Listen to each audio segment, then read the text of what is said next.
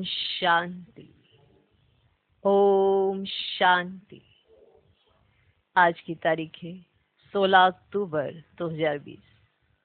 साकार महावाक्य। बाबा कहते, मीठे बच्चे, तुम्हें संगम पर सेवा करके गायन लायक बनना है। तुम्हें संगम पर सेवा करके गायन लायक बनना है। फिर भविष्य में पुरुषोत्तम बनने से तुम पूजा लायक बन जाएंगी। फिर भविष्य में पुरुषोत्तम बनने से तुम पूजा लायक बन जाएंगे। गायन लायक, पूजा लायक। संगम पर गायन लायक और भविष्य में पूजा लायक। माना जिन देवी देवताओं की पूजा होती है, उनके कंप्लीट स्वरूप की पूजा होती है, वो है कौन?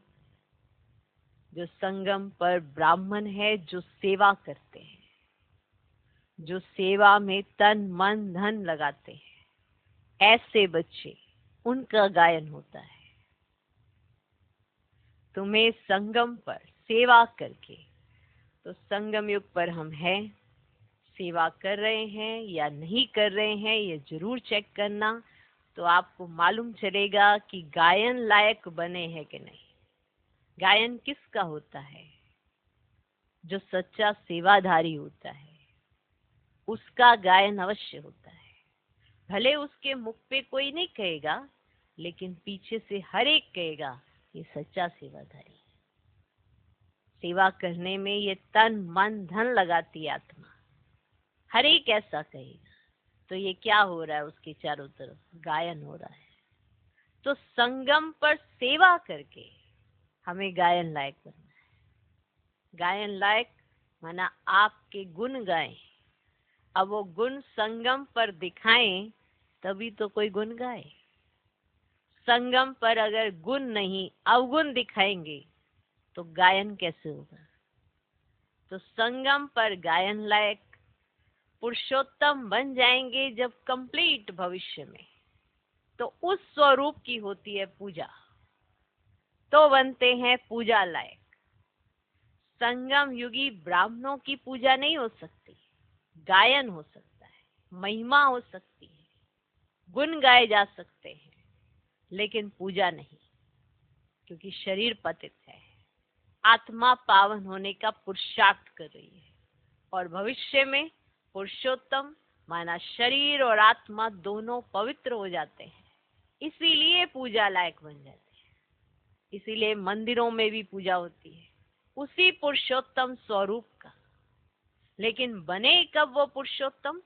पुरुषोत्तम संगम युग पर सेवा करके। तो जो सेवा में तन मन धन लगाती है आत्मा, उसी का गायन होता है संगम युग पर। तो तुम्हें संगम पर सेवा करके गायन लायक बनना है। अगर सेवाओं में हम ऊपर नीचे करते हैं, तो गायन नहीं हो सकता। अगर सेवाएं सच्चे दिल, साफ मन, अच्छी तरह से नहीं करते हैं, सच्चा सेवाधारी नहीं बनते हैं, तो भी गायन नहीं हो सकता। सेवा करके गायन लायक बनना है, इस पॉइंट को याद रखना। सेवा करके, तो संगम पर सेवा करके।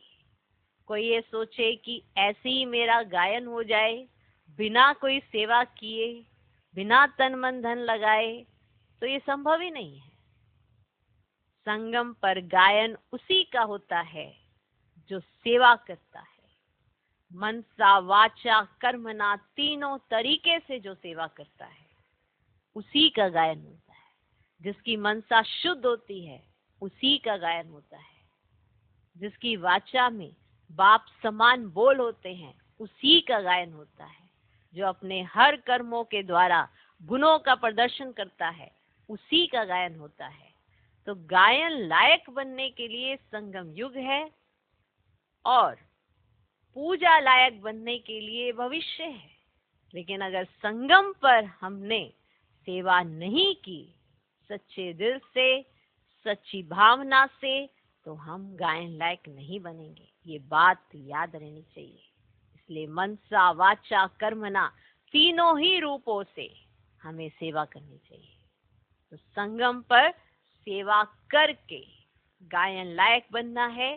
फिर भविष्य में पुरुषोत्तम बनने से, माना जब कंप्लीट पुरुषोत्तम बन जाते हैं, जो हमारा संपूर्ण स्वरूप है उसका पूजा होता है, तुम पूजा लायक बन जाएंगे। जिसकी वजह से द्वापर से भक्ति पूजा पाठ जब शुरू होता है तो उन्हीं स्वरूपों की पूजा होती है। सत्युग में पूजा नहीं की जाती, लेकिन पूजा लायक बने होते हैं, इसीलिए द्वापर से भक्ति मार्ग में पूजा होनी शुरू हो जाती है।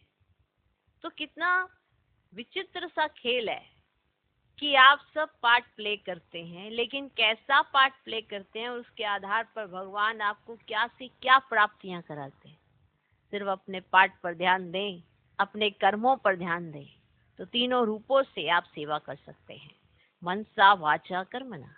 तो संगम पर सेवा करके गायन लायक बनना है। फिर भविष्य में पुरुषोत्तम बनने से तुम पूजा लायक बन जाएंगे। आज का प्रश्न, कौन सी बीमारी जड़ से समाप्त हो तब बाप की दिल पर चढ़ेंगे? कौन सी बीमारी जड़ से समाप्त हो तब बाप की दिल पर चढ़ेंगे? उत्तर, एक, दे अभिमान की बीमारी। इसी दे अभिमान के कारण सभी विकारों ने महारोगी बनाया है। इसी दे अभिमान के कारण सभी विकारों ने महारोगी बनाया है। ये देह अभिमान समाप्त हो जाए तो तुम बाप के दिल पर चढ़ो। ये देह अभिमान समाप्त हो जाए तो तुम बाप के दिल पर चढ़ो।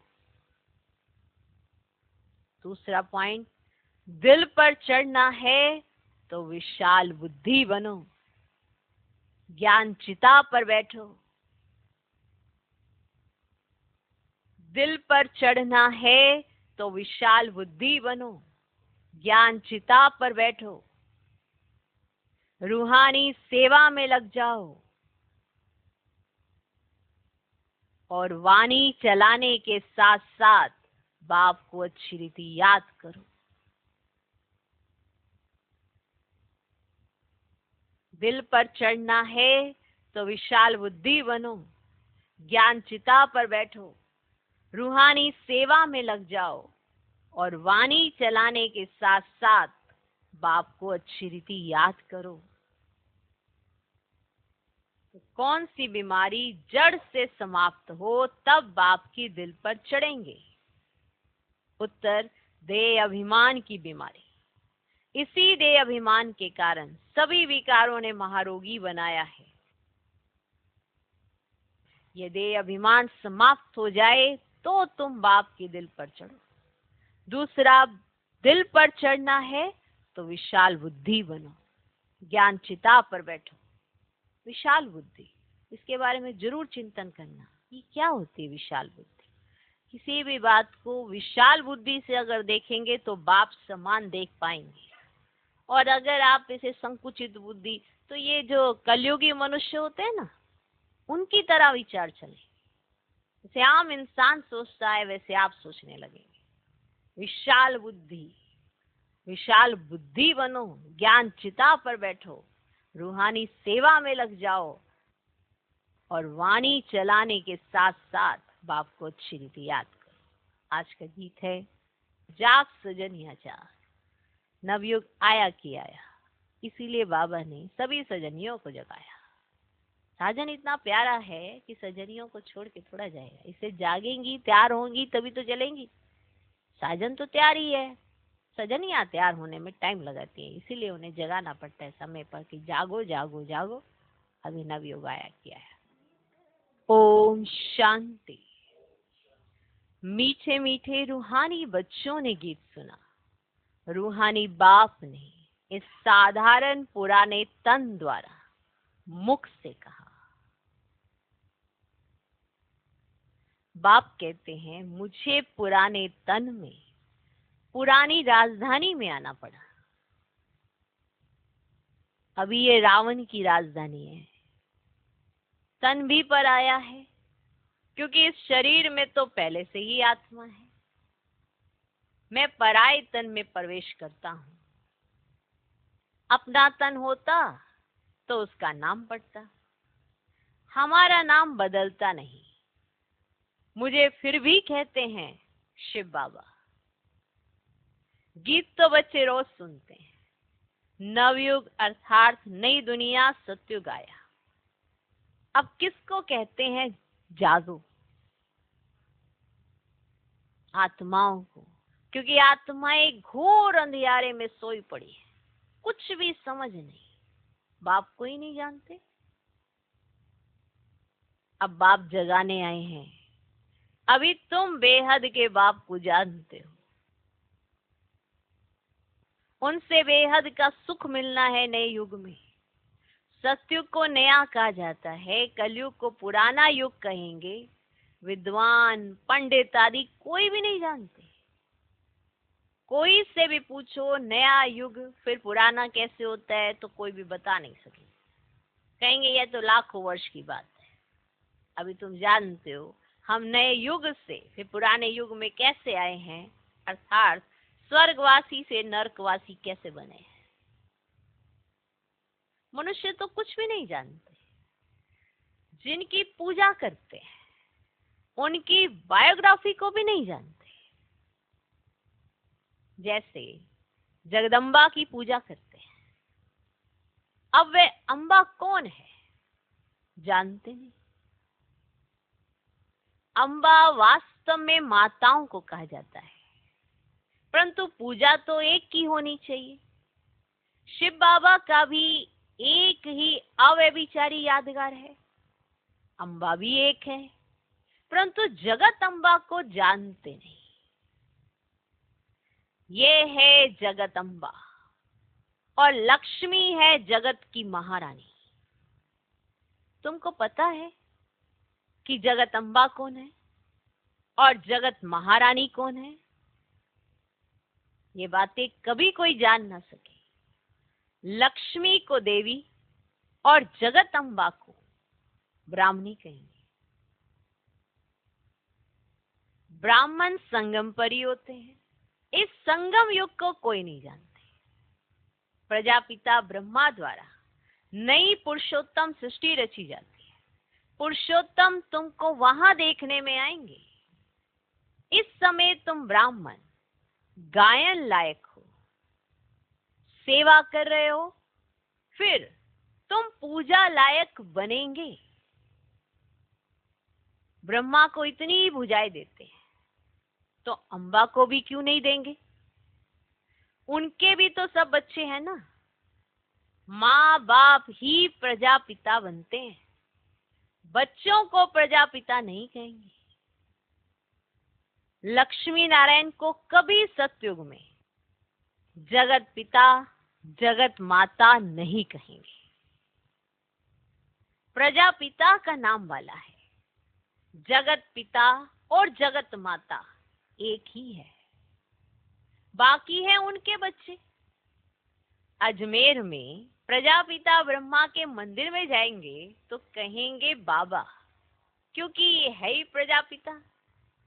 हद के पिताएं बच्चे पैदा करते हैं तो वे हद के प्रजापिता ठहरे, और यह है बेहद का। शिव बाबा तो सब आत्माओं का बेहद का बाप है। ये भी तुम बच्चों को कंट्रास्ट लिखना है। जगदम्बा सरस्वती है एक, नाम कितने रख दिए हैं, दुर्गा काली आदि। अम्बा और बाबा के तुम सब बच्चे हो। अम्बा और बाबा के तुम सब बच्चे हो। ये रचना है ना। प्रजापिता ब्रह्मा की बेटी है सरस्वती, उनको अम्बा कहते हैं। बाकी है बच्चे और बच्चियां, है सब एडॉप्टेड। इतने सब बच्चे कहां से आ सकते हैं? ये सब है मुख वंशावली। मुख से स्त्री को क्रिएट किया तो रचता हो गया। कहते हैं ये मेरी है, मैंने इनसे बच्चे पैदा किए हैं। ये सब है एडॉप्शन। ये फिर है ईश्वरीय मुख द्वारा रचना। आत्माएं तो है ही, उनको एडॉप्ट नहीं किया जाता। किनको? आत्माओं को। बाप कहते हैं तुम आत्माएं सदैव मेरे बच्चे हो। ये किसने कहा? शिव बाबा ने। फिर अभी मैं आकर प्रजापिता ब्रह्मा द्वारा बच्चों को एडॉप्ट करता हूं। तो ये माता, हम बच्चे, वो पिता। बच्चों को नहीं एडॉप्ट करते, माना आत्माओं को एडॉप्ट नहीं करते, बच्चे और बच्चियों को करते हैं। बड़ी वंडरफुल बात है बड़ी सूक्ष्म। बच्चों को नहीं करते, माना जो पूरे विश्व की आत्माएं हैं वो शिव बाबा के बच्चे हैं। बच्चे और बच्चियों को करते हैं, माना ब्रह्मा मुख द्वारा जिन बच्चे और बच्चियों को करते हैं वो ब्रह्मा कुमार ब्रह्मा कुमारी कहलाते हैं, उनको एडॉप्ट करते हैं। ये भी बड़ी सूक्ष्म समझने की बातें हैं। इन बातों को समझने से तुम ये लक्ष्मी नारायण बनते हो। कैसे बने ये हम समझा सकते हैं। ये लक्ष्मी नारायण कैसे बने शिव बाबा ने कहा हम समझा सकते हैं, और आप बच्चे भी समझा सकते हो ना। क्या ऐसे कर्म किए जो ये विश्व के मालिक बने? क्या ऐसे कर्म किए जो ये विश्व के मालिक बने? तुम प्रदर्शनी आदि में भी पूछ सकते हो। तुमको मालूम है इन्होंने ये स्वर्ग की राजधानी कैसे ली? तुम्हारे में भी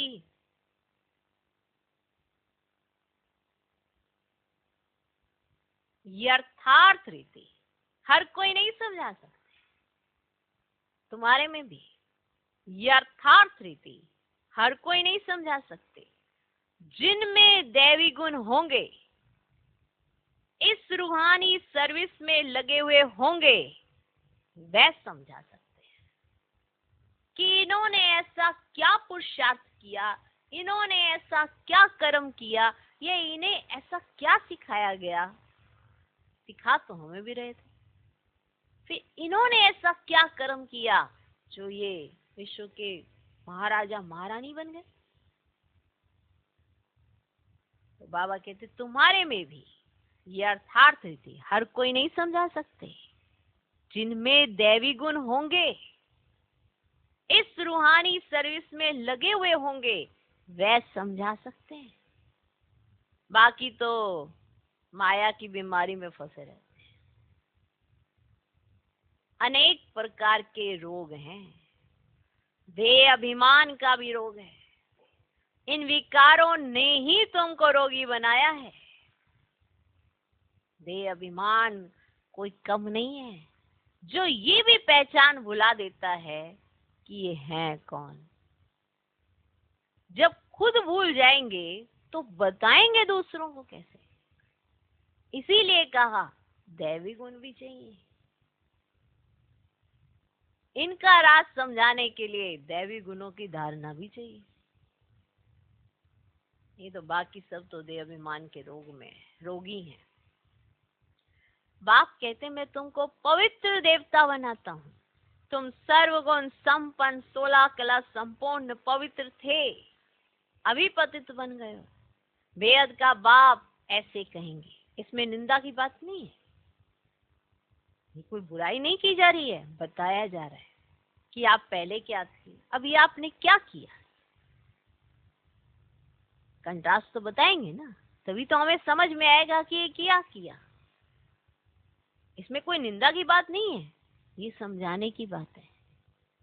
बताया जाता है कि तुम ऐसे नहीं थे, फिर तुमने अपने आप को ऐसा क्या बना दिया, ये क्या किया तुमने, बताना होता है। ये सब समझाने की बात है।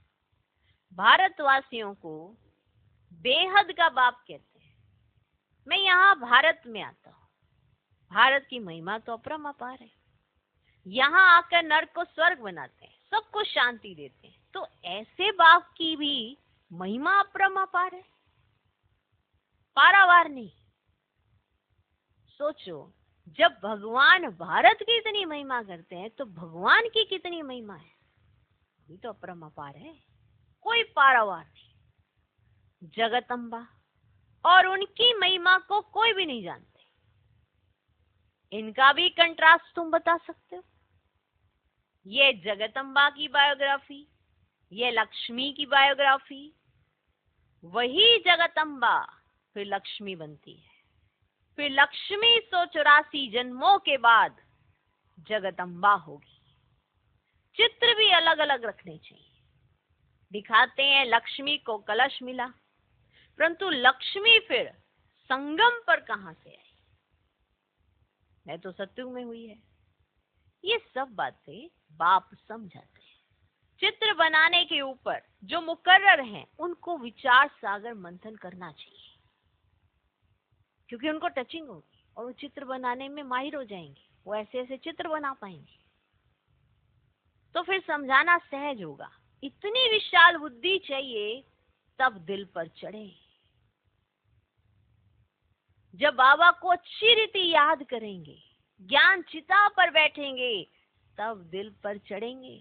कहीं कहते हैं हम दिल पर चढ़ना चाहते हैं, बड़ी मेहनत करते हैं, लेकिन आप मेहनत यथार्थ नहीं कर रहे हो। बाबा को याद भी यथार्थ नहीं करते, ज्ञान का मनन चिंतन नहीं करते, दूसरों में गुण नहीं देखते, अवगुणों का आदान प्रदान करते हो, तो बताओ दिल पर कैसे चढ़ेंगे? ऐसे नहीं कि जो बहुत अच्छी वाणी चलाते हैं वे दिल पर चढ़ते हैं, नहीं। बाप कहते दिल पर अंत में चढ़ेंगे। नंबर वार पुरुषार्थ अनुसार जब देह अभिमान खत्म हो जाएगा, जो बच्चा जैसे जैसे कंप्लीट देह अभिमान, माना हम बार बार बीच में कहते हैं कि परसेंटेज याद रखना, माना कि 100% देह अभिमान नहीं गया है, लेकिन इतना चला जाना चाहिए कि दिखाई ना देता हो। 100% तो अंत में बनेंगे ही बनेंगे, वो तो बनना ही है। लेकिन जितना जिसने पुरुषार्थ किया होगा वो पहले बनेगा ना। अंत ऐसे थोड़ा कि विनाश हो रहा है और बन गए सब, देह अभिमान मुक्त हो गए। उससे पहले पहले पुरुषार्थ परमान वो बनते जाएंगे और सबको दिखाई भी देते जाएंगे कि इनमें देह अभिमान नहीं है, तभी तो प्रत्यक्षता होगी। ऐसे नहीं कि अंत में सारे एकजुट होके इकट्ठे होके सारे देहाभिमान मुक्त हो गए। परसेंटेज में माना, सोचो अभी जितने बड़े महारथी हैं, दादियां हैं, दीदियां हैं, उनमें कंप्लीट की स्टेज आ गई, तो पुरुषार्थ ही तो परमान है। ऐसे देखना है, ऐसे नहीं कि अंत में विनाश हो रहा होगा तो उस समय आप, क्या अवस्था है उनकी, एकदम उपराम, अंदर से अतीन्द्रिय सुख, बाहर कितना भी तूफान हो, कोई देह अभिमान नहीं। उनको देखो, बाप को देखो। नंबर वार पुरुषार्थ अनुसार जब देह अभिमान खत्म हो जाएगा, तो देह अभिमान कैसे खत्म होगा? पुरुषार्थ से। नंबर कौन सा है आपका? ये आपको देखना है। विनाश तो जब होना है, लेकिन ये आपको देखना है कि आपने कंप्लीट विनाश पर देह अभिमान आपका खत्म हो रहा है, या विनाश होने से पहले आपका देह अभिमान खत्म हो रहा है। परसेंटेज जरूर देख लेना, कितना देह अभिमान है आपके अंदर।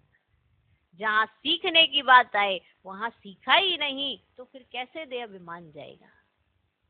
हर एक की, बड़े छोटे, किसी की भी बातों का बात में बुरा मानना, ये क्या देह अभिमान है? ये कैसा देह अभिमान है? तो माना पुरुषार्थ बहुत कम है। पुरुषार्थ है क्या चीज?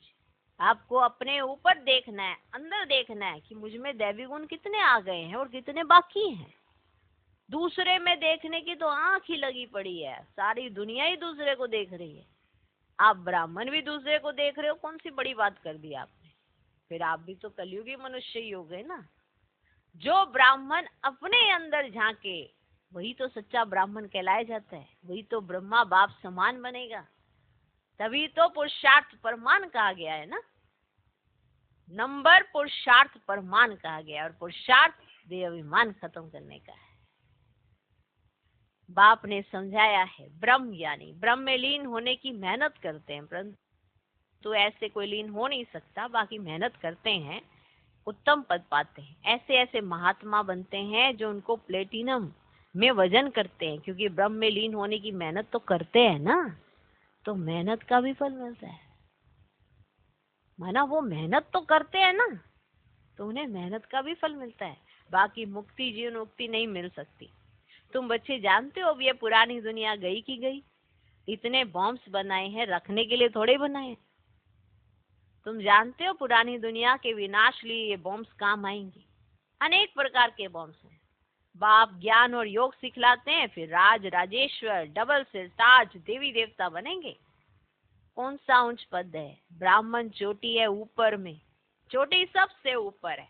अभी तुम बच्चों को पति से पावन बनाने बाप आए हैं, फिर तुम भी पतित पावनी बनते हो। यह नशा है? हम सबको पावन बनाए, राज राजेश्वर बना रहे हैं। नशा हो तो बहुत खुशी में रहें। अपने दिल से पूछो, हम कितने को आप समान बनाते? प्रजापिता ब्रह्मा और जगत अम्बा दोनों एक जैसे हैं। ब्राह्मणों की रचना रचते हैं, शूद्र से ब्राह्मण बनने की युक्ति बाप ही बताते हैं। ये कोई शास्त्रों में नहीं है, ये है भी गीता का युग। महाभारत लड़ाई भी बरोबर हुई थी। राजयोग एक को सिखाया होगा क्या? मनुष्यों की बुद्धि में फिर अर्जुन और कृष्ण ही है। यहाँ तो ढेर पड़ते हैं, बैठे भी देखो कि साधारण हो। छोटे बच्चे अलफ बे पढ़ते हैं ना, तुम बैठे हो, तुमको भी अलफ बे पढ़ा रहे हैं। अलफ और बे, यह है वर्षा। बाप कहते मुझे याद करो तो तुम विश्व के मालिक बनेंगे। कोई भी आसुरी काम नहीं करना है, कोई भी आसुरी काम नहीं करना है, दैवी गुण धारण करना है। देखना है हमारे में कोई अवगुण तो नहीं है। मैं निर्गुण हारे में कोई गुण नहीं। अभी निर्गुण आश्रम भी है, परंतु अर्थ कुछ भी नहीं। निर्गुण अर्थात मेरे में कोई गुण नहीं। अब गुणवान बनाना तो बाप का ही काम है। बाप के टाइटल की टोपी फिर अपने ऊपर रख दिए। बाप कितनी बातें समझाते हैं, है ना? बाप का जो टाइटल है उन्होंने अपने ऊपर रख लिए, टाइटल की टोपी अपने ऊपर रख लेते। डायरेक्शन भी देते हैं बाबा, बातें भी समझाते हैं। जगत अम्बा और लक्ष्मी का कंट्रास्ट बनाओ। ब्रह्मा सरस्वती संगम के, लक्ष्मी नारायण है सत्युग के। ये चित्र है समझाने के लिए। तो जो चित्र बनाने वाले हैं ना, उनको ऐसे ऐसे चित्र बनाने चाहिए। ब्रह्मा सरस्वती संगम के, लक्ष्मी नारायण है सत्युग के। ये चित्र है समझाने के लिए। सरस्वती ब्रह्मा की बेटी है, पढ़ते हैं मनुष्य से देवता बनने के लिए। अभी तुम ब्राह्मण हो, सत्युगी देवता भी मनुष्य ही है, परंतु उन्हों को देवता कहते मनुष्य कहने से जैसे उनकी इंसल्ट हो जाती है। इसीलिए देवी देवता व भगवान भगवती कह देते हैं, क्योंकि उनके अंदर दैवी गुण बहुत है ना। तो उन्हें मनुष्य नहीं कह सकते, मनुष्य नहीं कह सकते। मनुष्य वो जिसके अंदर दैवी गुण नहीं है, देवता वो जिसके अंदर दैवी गुण है। इसलिए उन्हें भगवान भगवती भी कह देते हैं। अगर राजा रानी को भगवान भगवती कहें तो फिर प्रजा को भी कहना पड़े, इसीलिए देवी देवता कहा जाता है। त्रिमूर्ति का चित्र भी है। सतयुग में इतने थोड़े मनुष्य है, कलयुग में इतने बहुत मनुष्य है। वह कैसे समझाएं? अब इसके लिए फिर गोला भी जरूर चाहिए। प्रदर्शनी में इतने सबको बुलाते हैं, कस्टम कलेक्टर को भी कभी कोई ने निमंत्रण नहीं दिया है, तो ऐसे ऐसे विचार चलाने पड़े। इसमें तो बड़ी विशाल बुद्धि चाहिए। बाप का तो रिगार्ड रखना चाहिए, बाप का तो रिगार्ड रखना चाहिए। हुसैन के घोड़े को कितना सजाते हैं, पटका कितना छोटा होता है और घोड़ा कितना बड़ा होता है। जो पटका बांधते हैं ना उस पे, कितना छोटा होता है वो, ऐसे कर, है ना, छोटा सा पटका होता है। और घोड़ा कितना बड़ा होता है। और बाबा कहते मैं देखो कितना छोटा सा, ये देखो मेरा, है ना, हुसैन का घोड़ा कितना सजाते हैं, माना वो हुसैन के घोड़े को कितना सजाते हैं, तो बाप का कितना रिगार्ड रखना चाहिए, इनका कितना रिगार्ड रखना चाहिए, बाप दादा का कितना रिगार्ड रखना चाहिए। है कौन, सोचो तो। पटका कितना छोटा होता, घोड़ा कितना बड़ा होता, आत्मा भी कितनी छोटी बिंदी है, उनका श्रृंगार कितना बड़ा है। या काल मूर्त का तख्त है ना, सर्वव्यापी की बात भी गीता से उठाई है। बाप कहते मैं आत्माओं को राजयोग सिखलाता हूँ, फिर सर्वव्यापी कैसे होंगे? बाप, टीचर, गुरु सर्वव्यापी कैसे होंगे? बाप कहते मैं तो तुम्हारा बाप हूँ, फिर ज्ञान सागर हूँ। तुमको बेहद की हिस्ट्री ज्योग्राफी समझने से बेहद का राज्य मिल जाएगा। दैवी गुण भी धारण करने चाहिए, दैवी गुण भी धारण करने चाहिए। माया एकदम नाक से पकड़ लेती है, चरण गंदी हो पड़ती है, फिर लिखते हैं ऐसी ऐसी भूल हो गई, हमने काला मुंह कर लिया। यहाँ तो पवित्रता सिखलाई जाती है, फिर अगर कोई गिरेंगे भी तो फिर उसमें बाप क्या कर सकते हैं? घर में कोई बच्चा गंदा हो पड़ता है, काला मुंह कर देता है, तो बाप कहते हैं तुम तो मर जाते तो अच्छा है। बेहद का बाप भर ड्रामा को जानते हैं, फिर भी कहेंगे तो सही ना, अब समझानी तो देनी है ना, कि नहीं दे बाबा? कह दें कि ड्रामा प्लान अनुसार, बाबा ऐसे नहीं, बाबा समझ भी साथ साथ देते जाते हैं कि कहीं ये गलती बढ़कर आगे बहुत बड़ी ना हो जाए, इसलिए समझानी साथ साथ देते जाते हैं। ये तो गॉड ब्लेसिंग्स हैं कि अगर हमें साथ साथ ये ना मिलती मुरली तो फिर क्या होता? बस 7 दिन का कोर्स लिया, बैठ जाए, बस हो जाएगा, उन्नति हो जाएगी।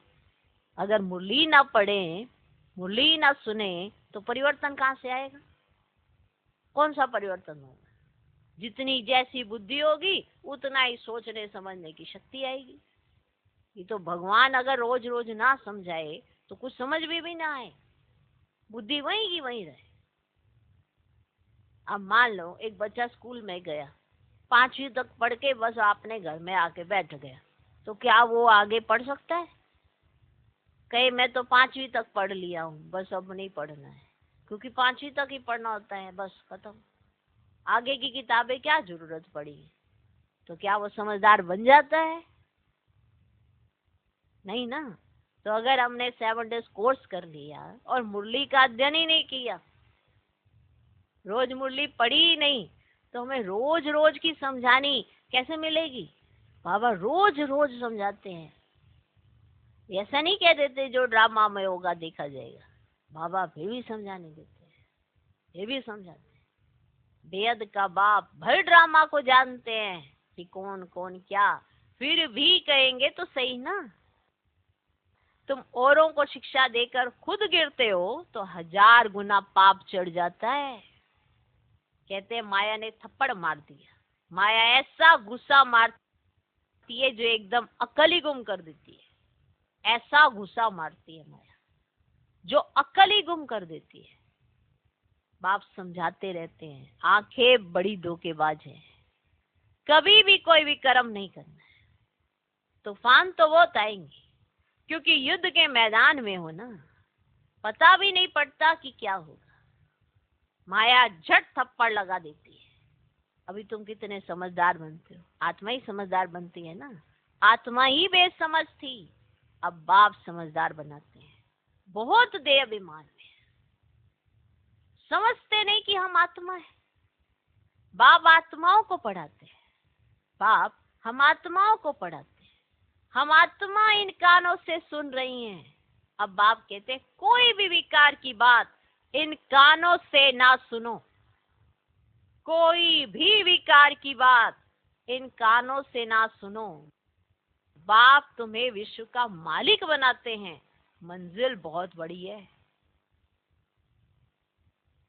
मौत जब नजदीक आएगा तो फिर तुमको डर लगेगा।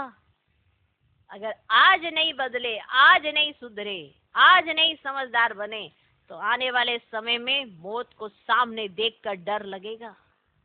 मनुष्यों को मरने के समय भी मृत्यु संबंधी आदि कहते हैं ना, भगवान को याद करो या कोई अपने गुरु आदि को याद करेंगे, देहधारी को याद करना सिखलाते हैं। बाप तो कहते हैं मामेकम याद करो।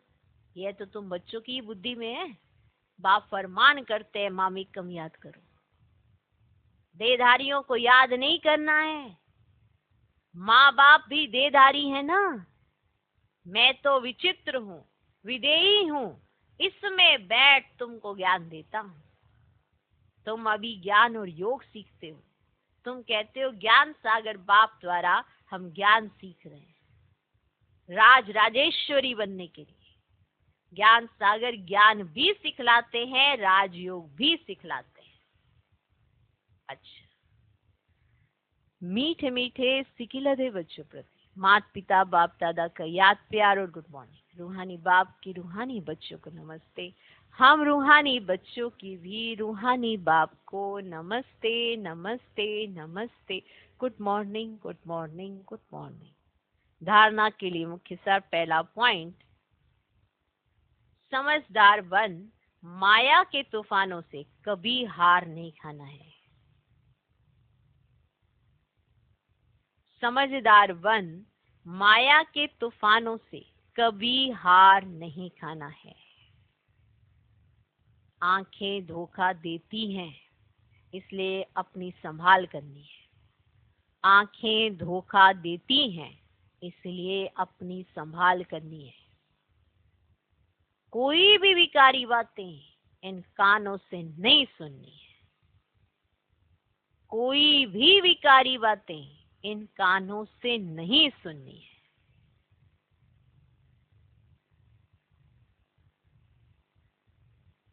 दूसरा पॉइंट, अपनी दिल से पूछना है कि हम कितनों को आप समान बनाते हैं। अपनी दिल से पूछना है कि हम कितनों को आप समान बनाते हैं। मास्टर पतित पावनी बन, सबको पावन बनाने की सेवा कर रहे हैं। मास्टर पतित पावनी बन, सबको पावन माना राज राजेश्वरी बनाने की सेवा कर रहे हैं। हमारे में कोई अवगुण तो नहीं है। हमारे में कोई अवगुण तो नहीं है।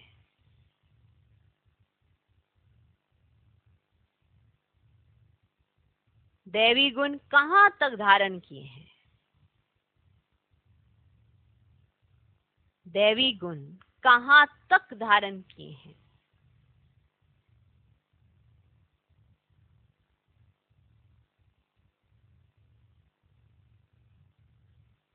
आज का वरदान, सभी को ठिकाना देने वाले रहमदिल बाप के बच्चे रहमदिल भव। सभी को ठिकाना देने वाले रहमदिल बाप के बच्चे रहमदिल भव। रहमदिल बाप के रहमदिल बच्चे किसी को भी भिखारी के रूप में देखेंगे तो उन्हें रहम आएगा कि इस आत्मा को भी ठिकाना मिल जाए, इसका भी कल्याण हो जाए। उनके संपर्क में जो भी आएगा उसे बाप का परिचय जरूर देंगे। जैसे कोई घर में आता है तो पहले उसे पानी पूछा जाता है, ऐसे ही चला जाए तो बुरा समझते हैं। ऐसे जो भी संपर्क में आता है उससे बाप के परिचय का पानी जरूर पूछो। इतनी वंडरफुल बात। कोई भी घर में आता है तो पानी पूछा जाता है, अगर वो ऐसे ही चला जाता है तो बुरा माना जाता है। तो ऐसे जो भी संपर्क में आता है उससे बाप के परिचय का पानी जरूर पूछो, है ना। उस एक पॉइंट से आध्यात्मिक अर्थ क्या निकलता है कि बाप के परिचय का पानी जरूर पूछो। कोई भी आपके संपर्क में आता है तो, अर्थात दाता के बच्चे दाता बनकर कुछ ना कुछ दो ताकि उसे भी ठिकाना मिल जाए। आज का स्लोगन, यथार्थ वैराग्य वृत्ति का सहज अर्थ है, यथार्थ वैराग्य वृत्ति का सहज अर्थ है जितना न्यारा उतना प्यारा।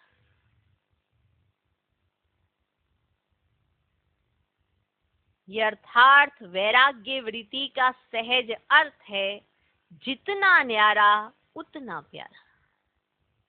तो यथार्थ समझो, न्यारे प्यारे होना क्या होता है कि बीच में इन्वॉल्व नहीं होना और न्यारे रहना, और प्यारा वही लगता है जो इन्वॉल्व नहीं होता है। याद रखना, जो थर्ड पर्सन होता है वही पिक्चर को अच्छे से देख पाता है, और जो इन्वॉल्व होता है वो पिक्चर को कभी देख नहीं पाता, वो प्यारा भी कभी नहीं बन पाता। हमें शिव बाबा इसीलिए प्यारा लगता है, ब्रह्मा बाबा इसलिए प्यारा लगता है कि वो इन्वॉल्व नहीं होता लेकिन समझानी पूरी देता है। इसीलिए कहा कि हमारा सारथी जरूर बनता है वो, लेकिन ना शस्त्र उठाता है, ना बीच में आता है, ना कुछ करता है, लेकिन कर सब कुछ देता है, लेकिन हमें जरूर तैयार कर देता है। इसलिए यथार्थ वैराग्य वृत्ति का सहज अर्थ है जितना न्यारा उतना ही प्यारा। ओम शांति।